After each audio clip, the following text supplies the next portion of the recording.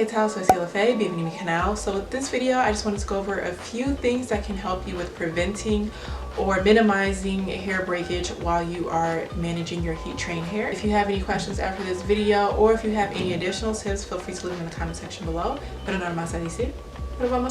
So before we talk about what helps to prevent hair breakage, we have to look at what actually causes it. So two of the main things that causes hair breakage with heat training hair is from mechanical breakage, so from manipulating your hair or combing it, or physical tools, so your flat iron, your blow dryer, or even elements such as the climate. So the first tip I give you is actually learning how to care for your hair.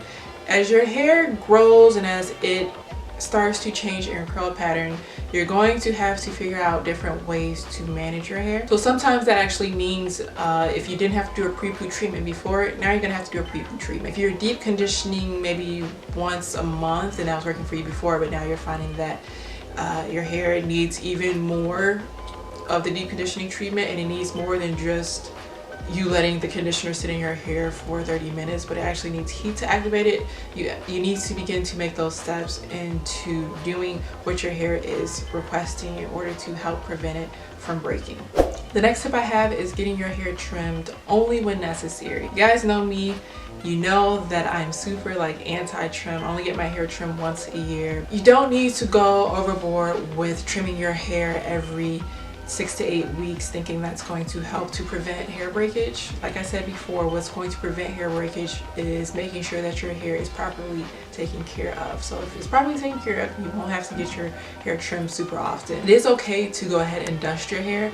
I want to say I've dusted my hair maybe 2 or 3 times in my life, but dusting is basically taking off just a few centimeters of your hair if you're finding that your hair is starting to split a little bit. So one of the huge things that you really want to pay attention to really help with minimizing hair breakage is your detangling process. So I feel like once you have a head of completely wet hair, that's where it becomes the most difficult to manage your hair at that point. You want to detangle it when it is damp. You don't want to detangle it when it's dripping wet, because that's when your hair is most elastic and that's when your hair is going to break the quickest. And when you are detangling your hair, you want to make sure that you have the right tools to detangle. So I always love to detangle in the shower while I'm washing my hair, or I should say while I'm conditioning my hair, because once I have the conditioning product in there, I use a wide tooth comb and I slowly and gently work my way from the bottom up.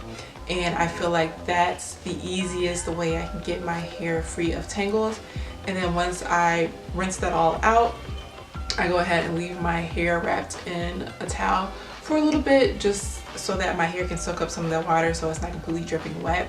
And then once again, I'll take another super wide tooth comb and I'll slowly detangle and work my way up. The next tip I have is making sure that you give your ends the most attention out of all the rest of your hair. You always want to start off at the bottom and work your way up, just to make sure that the bottom gets the most product, because it is the oldest and the weakest point of the hair. And to kind of piggyback off that and to go back to a point that I kind of mentioned before, is that you want to deep condition your hair every single time you put conditioner on it. And especially if you use a hooded dryer, you're going to notice such a huge difference, not only in the results and the shine that you get and the feel of your hair, but long term too, you're going to see that your hair is not going to break as much because it is conditioned very well. You don't want to go overboard with the conditioning. There is a such thing as your hair being overly conditioned, and when it's overly conditioned, your hair is going to begin to feel super mushy and it's going to be super duper elastic, which is going to cause it to break really quickly.